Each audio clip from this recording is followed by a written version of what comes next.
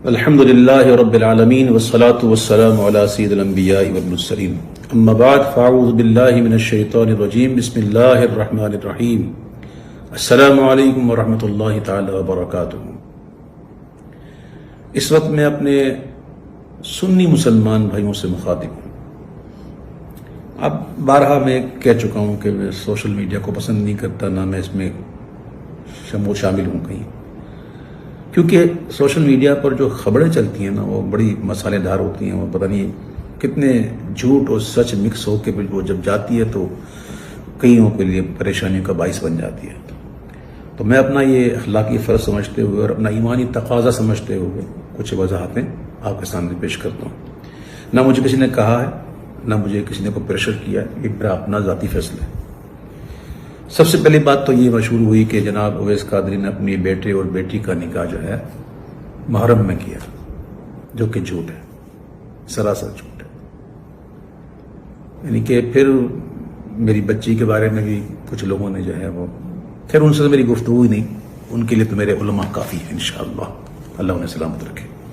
تو یہ بات مشہور کی گئی، حالانکہ یہ جھوٹ ہے۔ میرے کسی بیٹے یا کسی بیٹی کا نکاح محرم میں نہیں ہوا، اور دنیا نے دیکھا ہے الحمدللہ 11 مارچ شب معراج میرے بیٹے کا نکاح ہوا اور ہزاروں لوگوں نے شرکت کی، اس میں سب جانا۔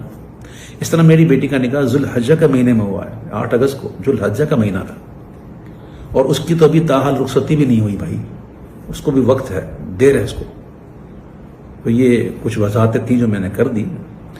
البتہ یہ تھا کہ میرے بیٹے کا جو ولیمہ تھا نا، وہ تاریخ تھی 2 اگست۔ یہ میں آپ کے سامنے کارڈ پیش کر رہا ہوں، یہ تاریخ، یہ کارڈ دیکھ سکتے ہیں، اس میں لکھا ہوا ہے 2 اگست۔ لیکن 2 اگست کو کیا ہوا تھا؟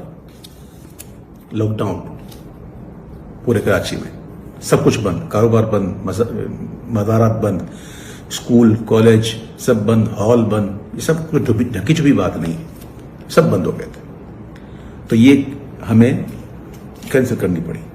تو یہ ہے کارڈ کی سر ورق، جس پر ہم نے یہ یوں اسٹیکر لگایا تھا، یہ یوں، ٹھیک ہے۔ اس کے اندر پھر کارڈ ہے، اور کارڈ بھی آپ کو دکھائی دوں تاکہ ان لوگوں کی زبانیں بند ہوں جو معاذ اللہ مجھے کہتے ہیں میں نے، معاذ اللہ سما معاذ اللہ، مجھے کہہ رہے کہ میں نے جان بوجھ کر جو ہے وہ اس مہینے میں رکھی ہے۔ استغفر اللہ ربی من کل ذنب واتوب الیہ۔ یہ دیکھیں، یہ کارڈ نیا چھپا ہے۔ ہر کارڈ جس کو میں نے کارڈ کیا، اس کارڈ کے پیچھے ایک کارڈ ہے، یہ دیکھیں، یہ پرانے کارڈ ہے۔ اس میں دیکھیں کیا تھا،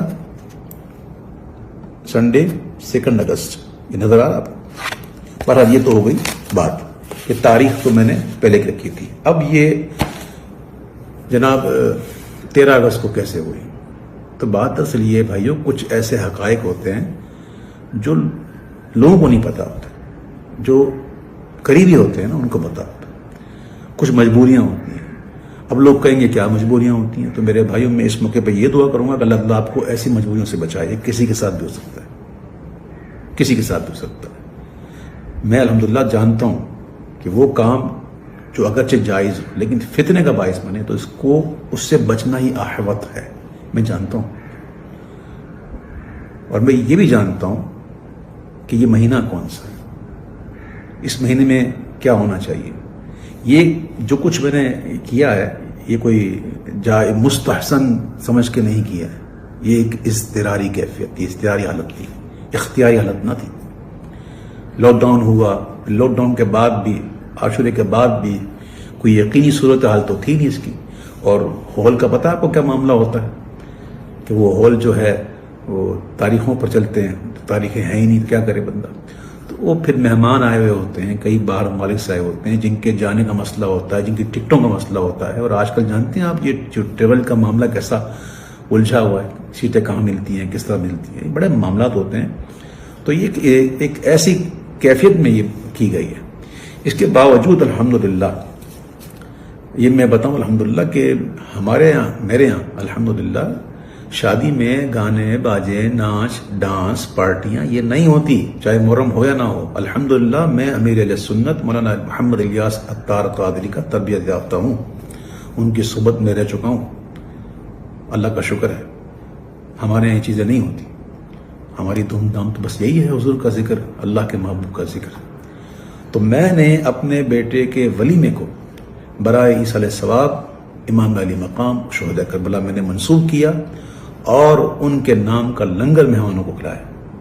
اب ذرا یہ بھی دیکھ لیں کہ جو تقریب میں ولیمہ تھی وہ کیسی تھی، جس کے گواہ کراچی کے مستند بڑے بڑے مفتیان کرام، بڑے بڑے علماء کرام، بڑے بڑے سرا حضرات اور دیگر مسلمان موجود تھے جو اس بات کی گواہی دیتے ہیں، اور گواہی دی ہے انہوں نے کہ ایسا ولیمہ ہم نے کبھی زندگی میں نہیں دیکھا جس میں ایسی نعتیں پڑھی ہیں اور ایسے مناقب پڑھے جائے امام علی مقام کے۔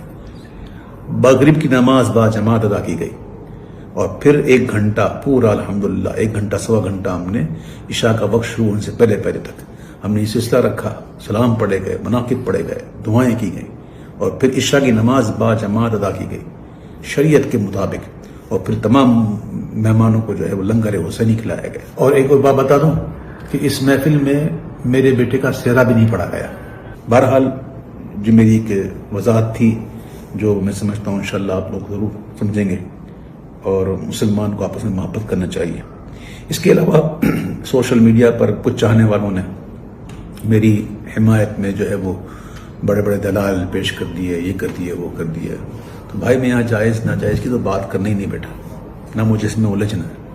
بس میں یہ سمجھتا ہوں کہ ماہ محرم میں یہ ایسی تقریب جو ہیں شادیوں کی یہ مناسب ہی نہیں، لیکن کچھ مجبوریاں انسان کی ہو جاتی ہیں۔ ہر سنی کا دل امام علی مقام کی محبت سے لبریز ہے، اور کربلا میں جو ان کے ساتھ ظلم و ستم ہوا اس پر دل مغموم ہے، اور یہ دل مغموم صرف محرم میں ہی نہیں ہوتا، یہ جب بھی ان کی یاد آ جائے۔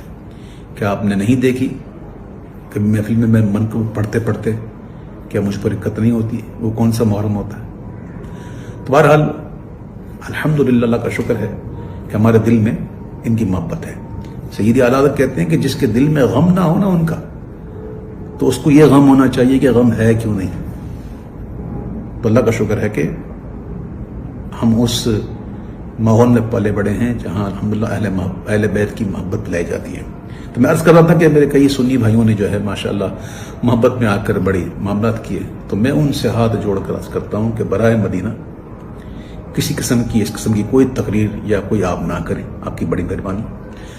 میں سادات کا ایک ادنا غلام ہوں، میں ان کے در کا ادنا فقیر ہوں، میری اپنی کوئی عزت نہیں، میں ایک ذلیل انسان ہوں۔ میری جتنی عزتیں ہیں سب ان کے نالین کے صدقے میں، حضور کے نالین کے صدقے میں۔ تو سادات کرام یقیناً اس قسم کی جو بناوٹی خبریں سن کر ان کے دل پر تو ناگوار گزرا ہوگا، اور انہوں نے جذبات میں آ کر باتیں بھی کی ہوں گی، ان کا قصور بھی نہیں ہے اس میں۔ اب میں نے حقیقت واضح کر دی، اور امید ہے انشاءاللہ یہ سادات جن گھرانے کے وارث ہیں نا، جن گھرانے کے یہ منسوب ہیں، ان کی تو گھرانے کی شان ہی درگزر کرنا ہے، تو یہ اپنے اس فقیر کو انشاءاللہ ضرور درگزر کریں گے۔ میری وجہ سے آپ کی دل آزاری ہوئی یا کسی کی بھی آزاری ہوئی تو میں ہاتھ جوڑ کے آپ سے معافی چاہتا ہوں، مجھے معاف کیجیے گا۔ میرا حال اور میرا مستقبل جو ہے، میرا جو ماضی ہے وہ آپ جانتے ہیں کہ میں کس ماحول کا پلا بڑا ہوں، الحمدللہ رب العالمین۔ تو یہ کچھ گزارشات تھیں، جو معاملات تھے، میں نے یہ عرض کر دیا۔ اور ایک اور بات کرنی تھی کہ چونکہ یہ ایک مجبوری کے تحت کیا گیا، تو کوئی اس کو دلیل نہ بنائے، یاد رکھیے گا، اور اس کو دلیل بنا کر کے جناب ہم بھی کریں گے، نہ، یہ کوئی روایت بنانے کی چیز تھوڑی ہے۔ اللہ نہ کرے آپ کے ساتھ کوئی ایسا مسئلہ ہو، کوئی مجبوری ہو بھائی، یہ تو میں نے کہتا ہوں یہ بالکل مناسب ہی نہیں ہے ان دنوں میں، تو آپ کبھی بھی اس کی پیروی مت کیجیے گا۔